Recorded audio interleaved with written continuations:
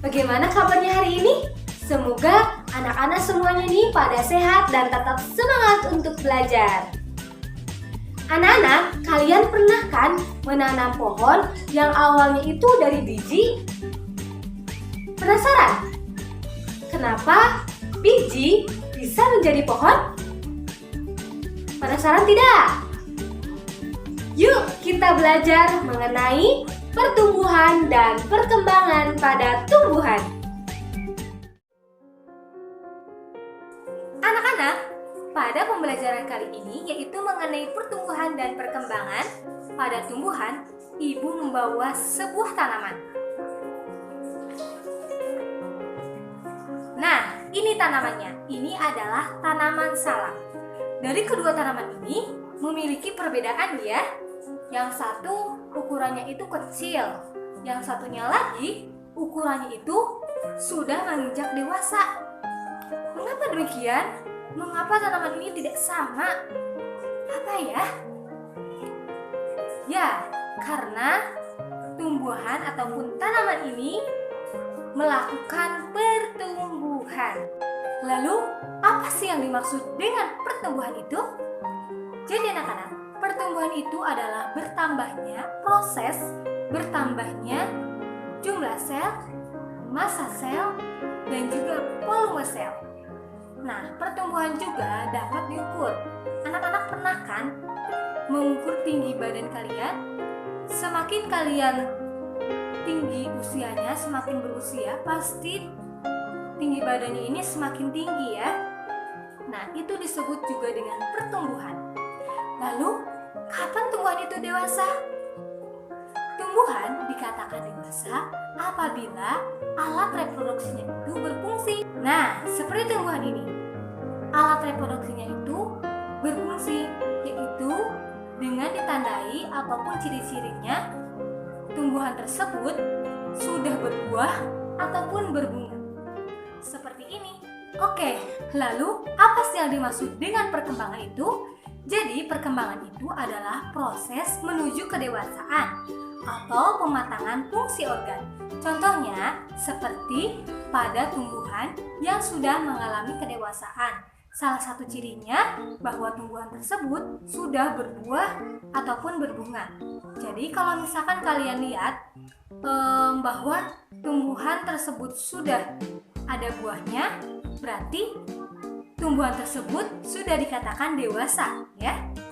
Jadi pertumbuhan dan perkembangan ini terjadi secara beriringan, di mana setelah adanya pertumbuhan pasti diikuti oleh perkembangan.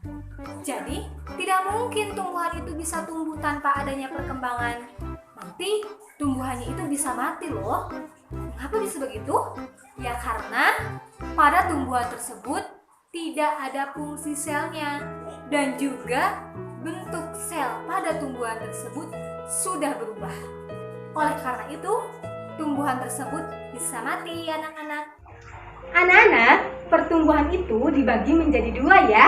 Ada pertumbuhan primer dan juga ada pertumbuhan sekunder. Kita membahas dulu tentang pertumbuhan primer ya.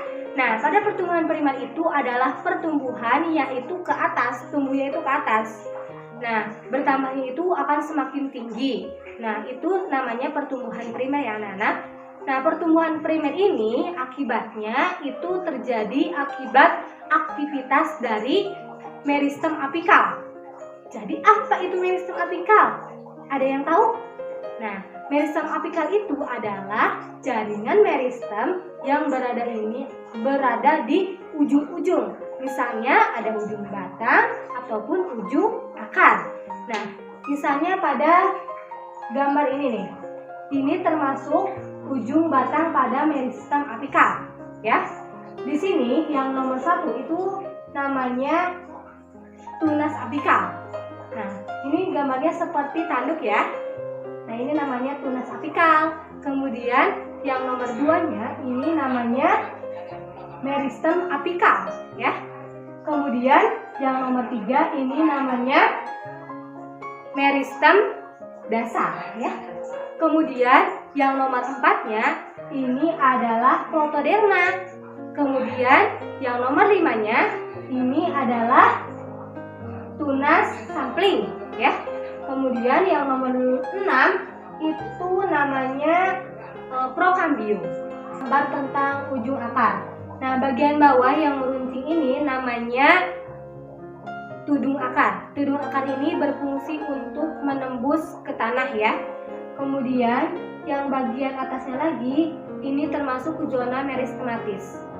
Yang bagian tengah itu namanya ada zona elongasi ya.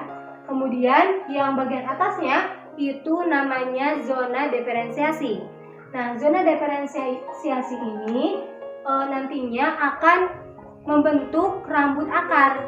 Nah, rambut akar ini berfungsinya itu untuk memperluas penyerapan. Kita sudah membahas tentang pertumbuhan primer ya. Kita lanjut kepada pertumbuhan sekunder. Nah, pertumbuhan sekunder itu adalah pertumbuhan yaitu ke samping ya, ke samping, bertambah lebar ya. Itu namanya pertumbuhan sekunder. Mengapa bisa bertambah lebar? Kenapa gitu? Karena pertumbuhan sekunder ini memiliki meristem lateral ataupun kambium ya. Maka tidak semua pertumbuhan itu bisa melakukan pertumbuhan sekunder. Karena tidak semua tumbuhan itu memiliki kambium ya anak-anak.